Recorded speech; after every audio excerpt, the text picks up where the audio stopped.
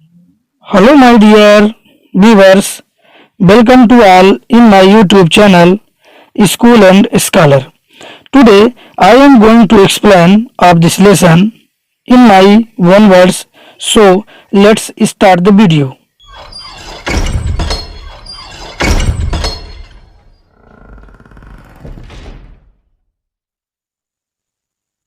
आज हम लोग पढ़ेंगे teach me to listen lord. Teach me to listen lord lesson first में पिरोए गए शब्दों का हिंदी अर्थ या हिंदी मतलब। पहला वर्ड है आपका इम्पोर्टेंट। यह एक एडजेक्टिव है जिसका हिंदी अर्थ होता है महत्वपूर्ण, विशिष्ट, अहम। अहम वो घमंड वाला अहम नहीं है, जब बल्कि यहाँ पर अहम यानी विशेष या महत्वपूर्ण। इसी से मिलता जुलता एक एक्स्ट्रा वर्ड मैंने आपको दिया है इम्पोर्टेंस। यह एक नाउन है, इसका हिंदी मतलब है या हिंदी अर्थ है महत्व, प्रतिष्ठा या अहमियत। दोस्तों, अक्सर इस तरह के शब्द हमें कंफ्यूज कर देते हैं, हमें परेशानी में डाल देते हैं, इसलिए आप इन ऐसे शब्दों पर विशेष ध्यान देंगे। नेक्स्ट वर्ड है इफेक्टिवली। इफेक्टिवली एक एडजेक्टिव है जिसका मतलब है प्रभावशाली ढंग से। नेक्स्ट वर्ड है आपका अटेंटिवली। अटेंटिवली एक एडजेक्टिव है जिसका मतलब है महत्वपूर्ण, पूर्णतः, ध्यानपूर्वक, सजग होकर। नेक्स्ट वर्ड है आपका कोवर्कर्स। यह एक नाउन है जिसका मतलब है सहकर्मी, साथ में काम करने वाले। नेक्स्ट वर्ड है आपका एक्सेप्ट। एक्सेप्ट यहाँ पे वर्ब है जिसका मतलब है स्वीकार करना, मान लेना, कबूल करना। नेक्स्ट वर्ड इसी से मिलता जुलता एक एक्स्ट्रा वर्ड मैंने आपको दिया है एक्सेप्ट। दोनों की मीनिंग अलग अलग है जबकि प्रोनाउंसिएशन सेम होता है।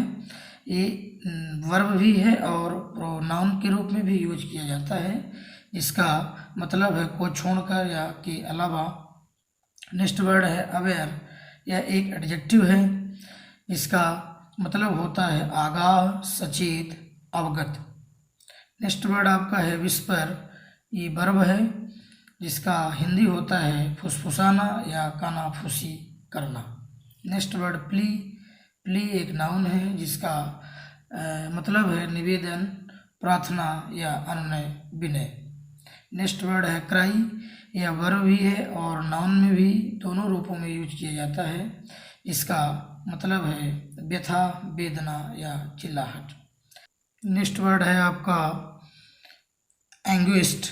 यह वर्ब है जिसका मतलब है दुखी लोग या दुखमय। Next word business. यह नाउन है जिसका मतलब है व्यस्त दिनचर्या। इसी से मिलता जुलता एक एक्स्ट्रा वर्ड है आपका business.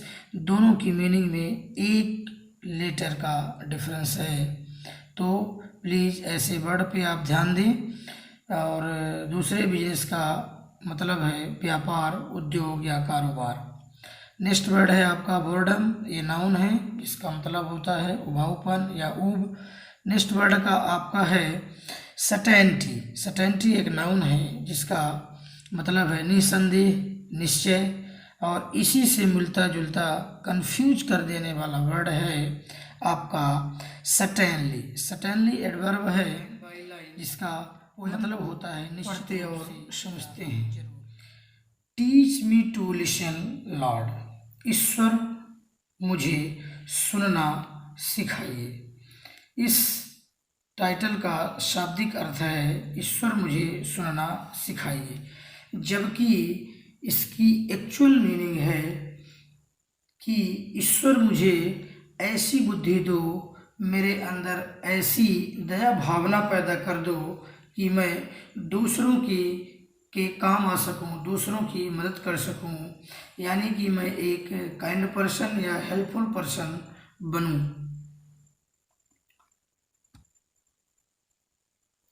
What is more important, to speak effectively or to listen attentively?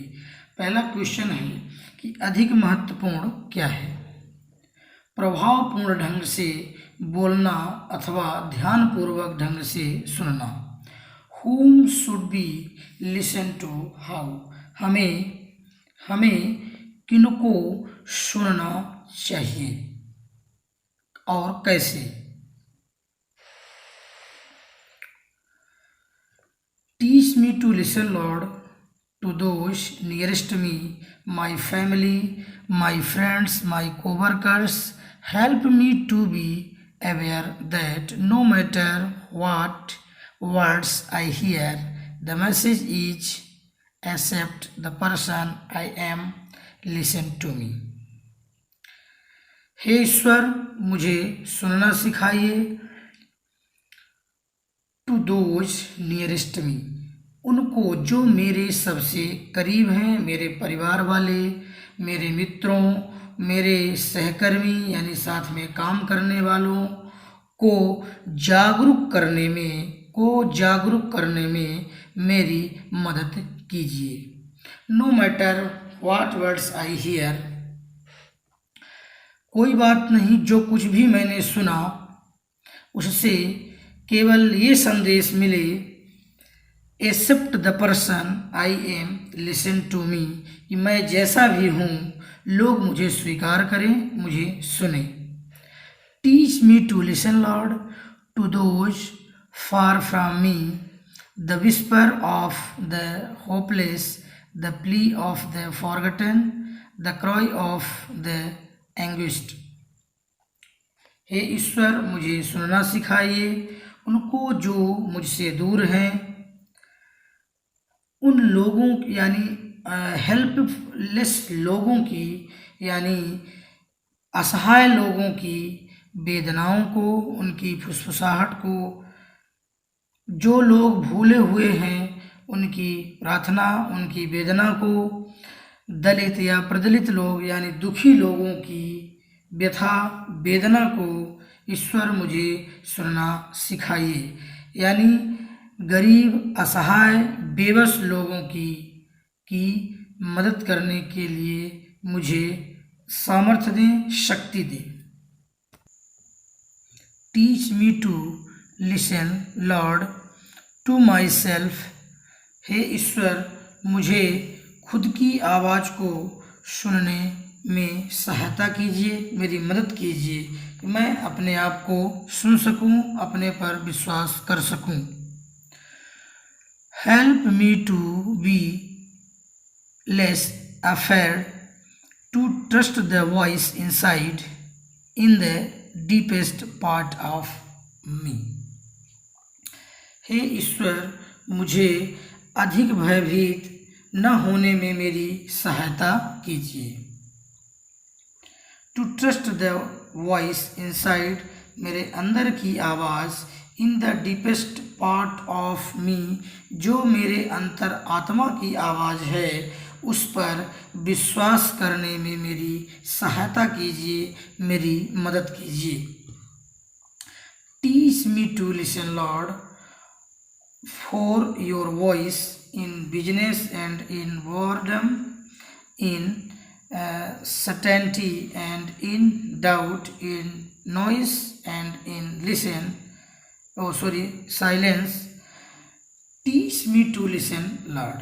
हे ईश्वर, मुझे आपकी आवाज़ को सुनना सिखाइए, चाहे मैं व्यस्त रहूं या मैं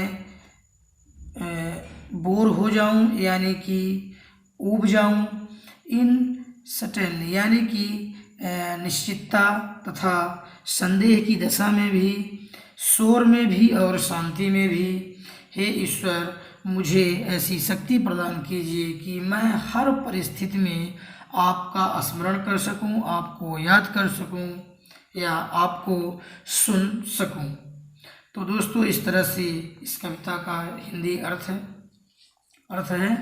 अब मैं आपको बता दूं कि इस कविता को लिखने वाले राइटर का यहाँ पे नाम एनोनिमस दिया गया है।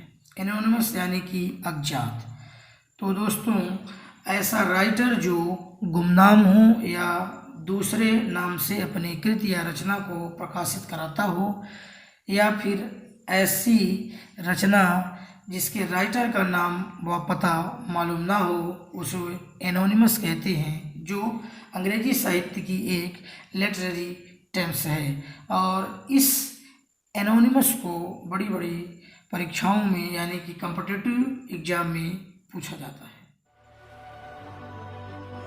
वीडियो देखने के लिए धन्यवाद, और हमें उम्मीद है कि वीडियो अच्छा लगा होगा, तो एक छोटा सा लाइक और ढेर सारा वीडियो शेयर कर दें। लाल वाली सब्सक्राइब बटन को दबाकर चैनल को सब्सक्राइब कर लें। साथ ही बगल में दिख रही आल घंटी वाला निशान भी दबा दें। और हाँ, आपका जो भी डाउट हो, जो भी क्वेश्चन हो, उसे कमेंट बॉक्स में ज़रूर पूछें। और मिलते हैं अगले वीडियो में। Take care, bye bye.